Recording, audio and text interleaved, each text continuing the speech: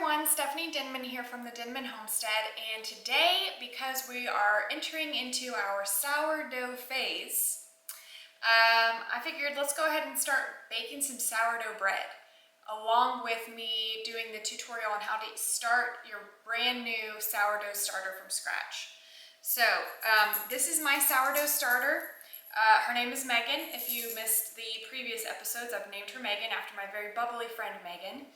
And I fed Megan last night along with my other starter that I'm showing you guys on how to start. So she got a feeding yesterday evening, and she's doubled in size, or more than doubled in size. So this starter is ready to use. And if you're questioning whether or not your starter is going to be ready to bake with, there's something called a float test, and I'll show you what that means. So you take a little glass of water here, and you take just a little bit of your starter, just a little bit, you don't need a whole lot, and then you just drop it in the water, and if it floats, which, can you see that? If it floats on the water, then you know it's good to use. So, we're ready. All right, so this is a very basic sourdough recipe. Things that I'm going to use today are my starter. Now, your sourdough starter is in place of your commercial yeast. So we're not using our commercial yeast in the little yeast packets or any of that, because we have our own yeast here, our own leavening. So, I'm going to use some salt, olive oil, bread flour in my starter. That's what I'm going to use today. Pretty important is you're going to need a scale.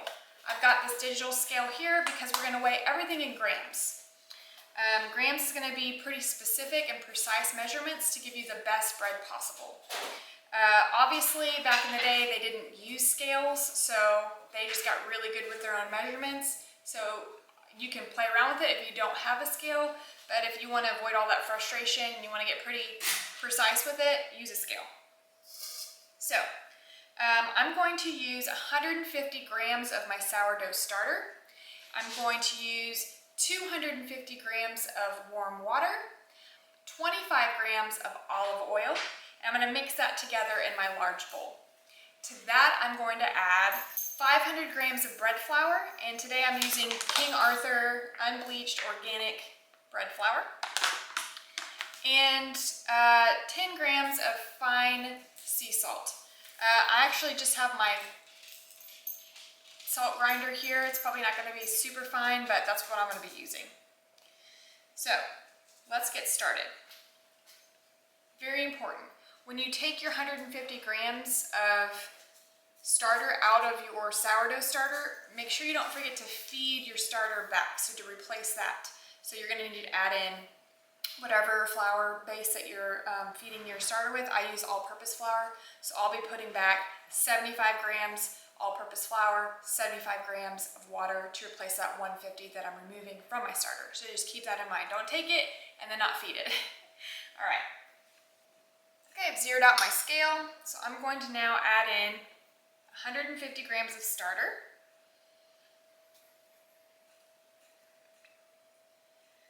The best time to use your starter is when it's reached its peak. So when it's at least doubled in size of when you fed it.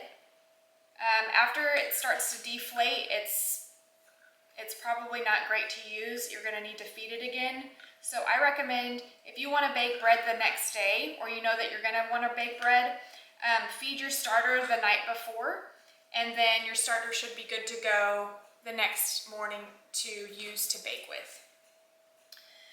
Sometimes your starter, depending on how warm it is, can be ready in as little as 2 hours. But just to be on the safe side, I'd feed it the evening before to use it for the next day.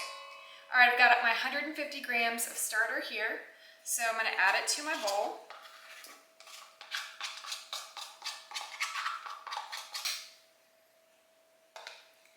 Now I'm going to add in 250 grams of warm water. So 250 grams of warm water is right about a cup in my Pyrex measuring cup here, maybe a smidge above. So that's what I'm measuring out, 250 grams warm water.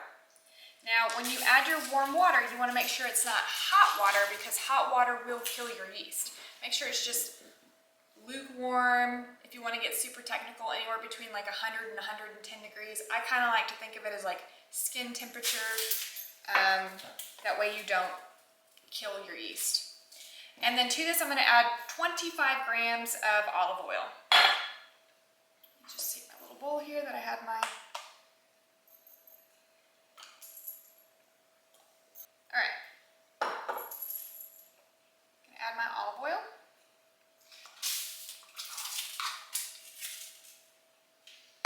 Now I'm going to whisk this together.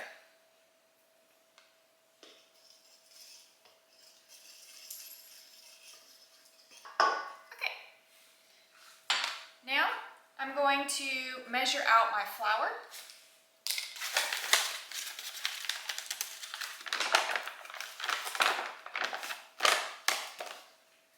And because I need 500 grams of my flour, I'm going to go ahead and just set my bowl on top of my scale, zero it out, and measure it that way.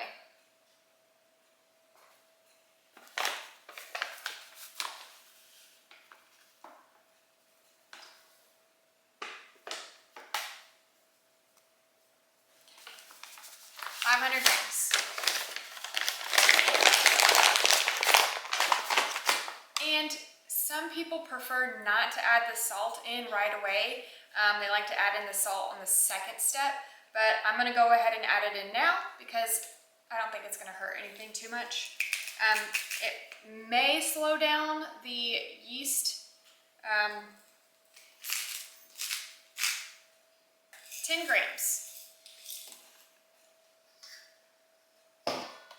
Now this is where you get messy. Get your hands in there, take your rings off. We're going to stir this all around.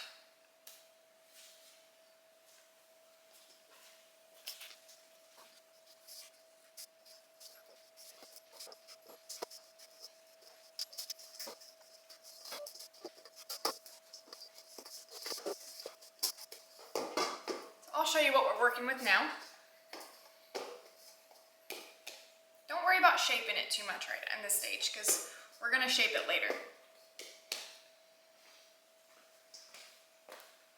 Okay. So my dough looks like.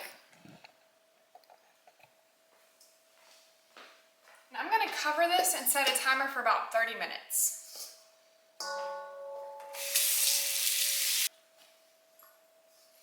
This is going to be our first rise. And we're back. It's been a little bit more than 30 minutes. It's been probably 45. That's fine because 30 minutes is basically like minimum. 30 to 45 minutes would be great. I'm just going to work my dough in the bowl where it's at right now. And I'm just going to basically kind of knead this together a little bit. And we're going to do what's called a bulk rise next, which just basically means this is going to be, your next one is going to be kind of your longer rise. We just incorporated all the ingredients together. Right now I'm going to go ahead and shape this into a loaf. And that is where I'm going to, well, not necessarily a loaf, but just like a round ball. And I'm going to let this rest again, but in a little bit, and this next step is optional, you don't have to do it, but it's called a stretch and fold. But basically you're stretching out the dough and you're folding it in, and it just helps have a higher rise to it.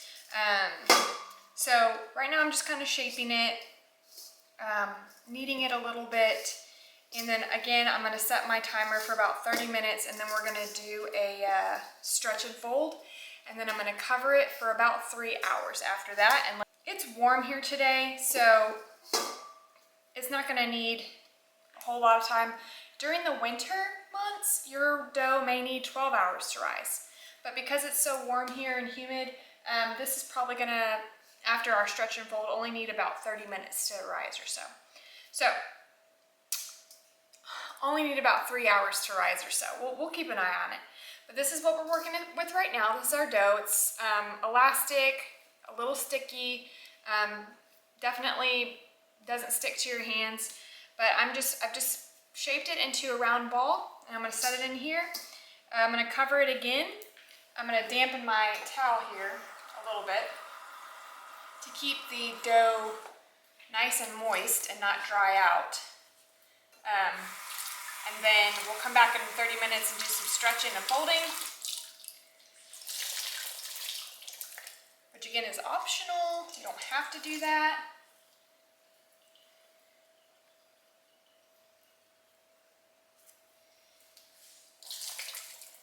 And wherever you're putting your dough to rest, just make sure it's not in a cold spot. You can put it in your oven with your oven light on if your house is cold. But I'm just setting it over on my oven out of the way of everything and just letting it sit. Okay, it has been 30 minutes of the second stage of the bulk rise, and I'm just going to take my little towel off, and what I want to do is I want to do something called stretching and folding, which basically means I'm going to take my dough up. Well, it's going to stick to the bowl, but I'm going to pull it up out of the bowl a little bit and stretch it. You can do this on a floured surface too if you'd like, but I'm just going to stretch and then fold over right on top of itself. And then I'm going to turn it a little bit, take it from the other side and stretch it. And I don't want to really tear it. I don't want it to tear. I just want to stretch it.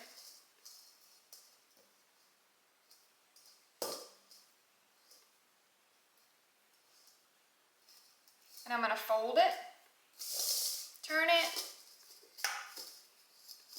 just kind of pulling it up off the bottom of the bowl, and I'm going to stretch it.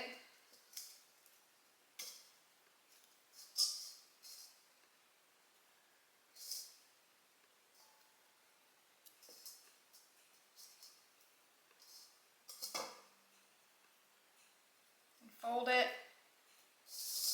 One more time on the last side of it. And pull it.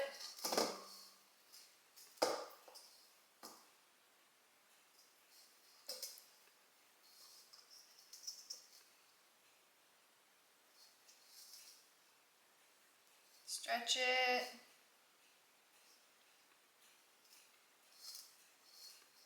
And fold it.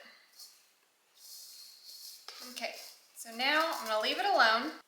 Now you can let your dough continue to rise in that same bowl. I have a bread bowl and one of these little covers. So I'm going to lightly flour my bread bowl here, and then I'm going to just transfer my dough in this and let it continue to rise.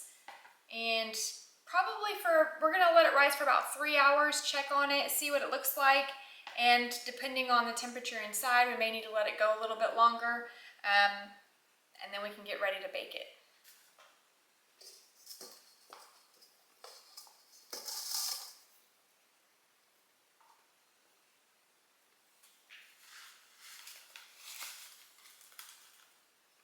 This is called a proofing basket. Just fancy. Okay, it's been 4 hours. And I had my dough resting here in this bread bowl. So what I'm doing right now is I just took it out and I am gently just kind of molding this dough into a round loaf. I'm just pulling slightly and letting the dough roll underneath itself a little bit to shape it into a round ball. And it's just basically pulling and tucking just ever so slightly in creating this kind of just round loaf. And we're almost there. We're almost to the finish line. So this is what we're working with here. I'm going to put it back in my bread bowl here.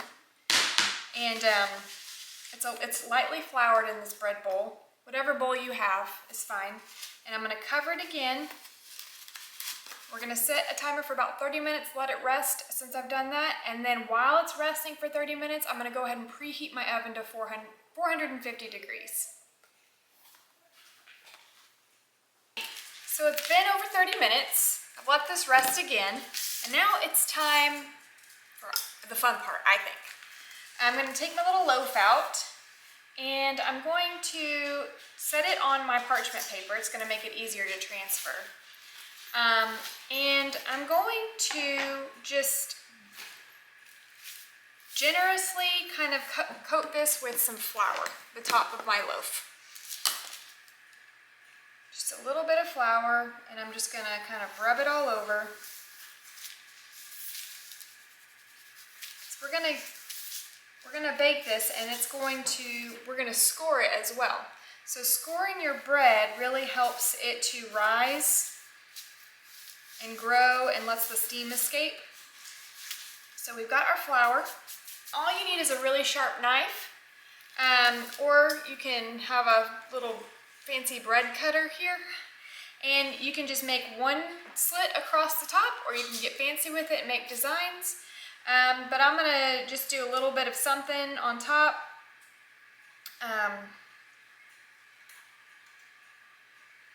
Just to help the steam escape.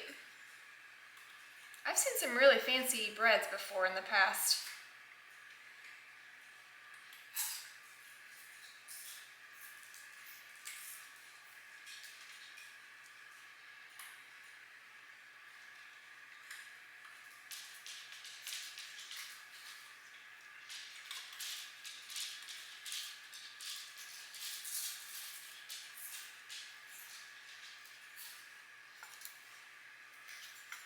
All right, so I've just done a little bit of like a wheat design.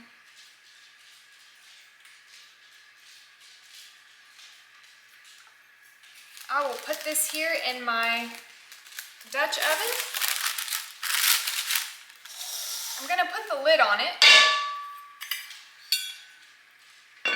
We're gonna put this in the oven. Now I preheated my oven at 450, but as soon as I put this in the oven, I'm gonna actually drop the temperature to 400.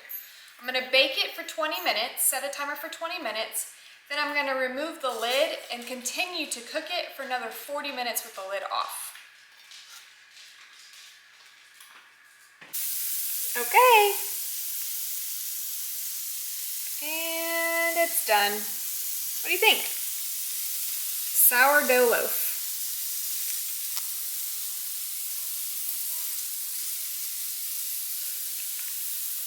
All right, well, we're about to eat some really good dinner. With, I don't know if you can hear the dinner cooking in the background, but I've got food on the stove. We've got a fresh loaf of sourdough bread. Now, once you get this out of the oven, try to wait an hour if you can to let that completely continue to cook within itself, because it continues to cook and develops that gluten inside the loaf.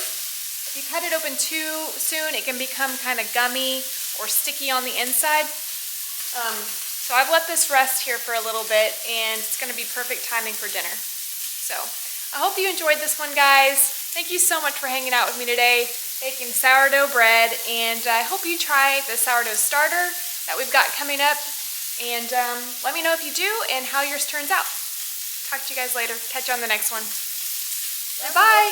Don't forget to subscribe. What? Don't forget to like and subscribe. All right, see you guys later. Bye.